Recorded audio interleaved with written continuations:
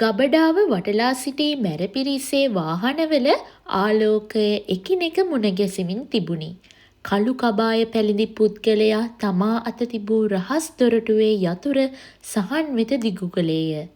දැන්වත් තේරුම් ගන්න. මම මේ හැමදේම කළේ ඔයාලා සෙව්ව දිනපොතේ තියෙන සාක්ෂි ආරක්ෂා කරන්නයි.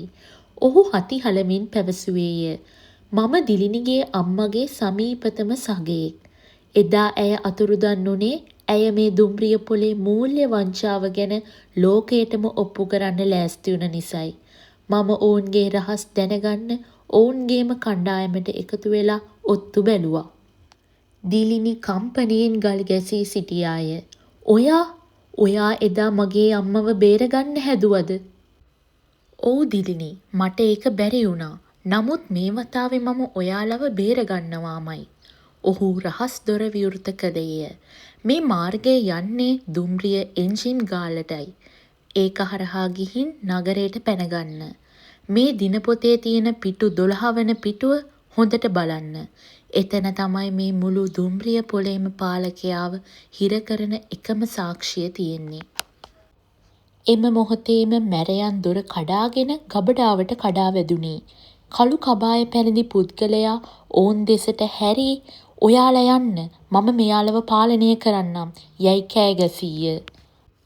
සහන් සහ දිලිනී එම අඳුරු රහස් මාර්ගය ඔස්සේ දිව ගියහ.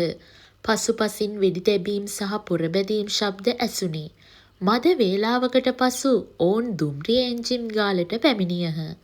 හුස්ම ගනිමින් සහන් වහාම දිනපොතේ 12 වන පිටුව පෙරළුවේය.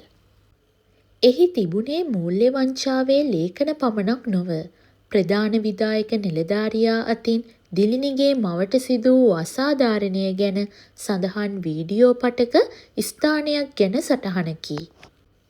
දිලිනි, අපි දිනපොතේ තියෙන සාක්ෂි විතරක් නෙමෙයි මේ වීඩියෝවෙත් අයිතිකරුවන් වෙලා ඉවරයි. දැන් ඉතින් පලා යන්න දෙයක් නැහැ. අපි දැන් මේ සටන පටන් ගන්න ඕනේ. සහන්ගේ හඬේ තිබුණේ අලුත් අධිෂ්ඨානයකි. නමුත් ඔවුන්ගේ පිටුපසින් තවත් සෙවණැල්ලක් චලනය වන ශබ්දය ඇසුණි. කතාවේ තීරණාත්මක මොහොත එළඹ තිබුණි.